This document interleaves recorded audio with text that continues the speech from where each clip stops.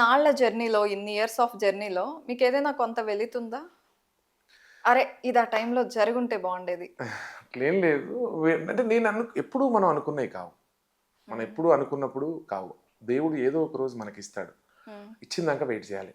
కానీ అది ఇచ్చిందాక మనం కష్టపడుతూనే ఉండాలి. మనకు మనం తగ్గించుకొని ఉండాలి. హ్మ్. మనం కష్టపడుతూ, పాడుతూ ఉండాలి. హ్మ్. ఫస్ట్ ఆఫ్ ఆల్ ఇతరుల గురించి చెడ్డగా మాట్లాడొద్దు.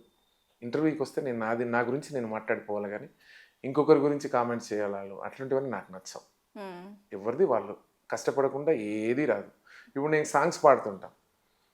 నేనే చెప్పిన అన్ని పార్టీలకు పాడతాని చాలా హ్మ్. ఇంటర్వ్యూస్‌లలో చెప్పాను. హ్మ్. కింద అక్కడక్కడ కామెంట్స్ డబ్బులిస్తే ఎవరికైనా పాడతారంటే, హ్మ్. మనం చేసే పనే అది గదా! మన వృత్తది. వృత్తే అది. హ్మ్. డబ్బులు తీసుకోకుండా పాడడం అవును. అవును. మనకేం ఉండదా? మన జాబే ఇది గదా! అవును.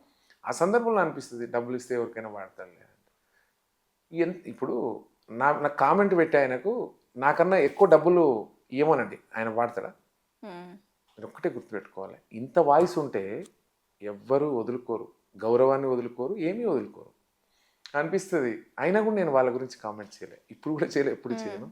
వాళ్ళ విజ్ఞతకు వదిలేస్తాను. అక్కడక్కడ వింటుంటా. సరే వాయిస్ బాగుండి పంచ్ వాయిస్ ఇవన్నీ అంటే చిన్న చిన్నయి. అంటే ఏ ఫీల్డ్‌లో ఉంటది గానీ హ్మ్. అక్కడక్కడ హ్మ్. కొంతమంది బయటపడుతుంటారు. హ్మ్. కానీ బయటపడాల్సినటువంటి అవసరం లేదు. ప్రూవ్ హ్మ్. చేసుకోవాలి ఎవరైనా. ఇప్పుడు నేను పాడితే గొంతుతో తలబడాలి. గొంతుతో పోటీ పడాలి. హ్మ్. నాకన్నా బాగా పడాలి. నేను గర్వపడతా. అంతేగాని అట్లా ఆప్షన్స్‌లో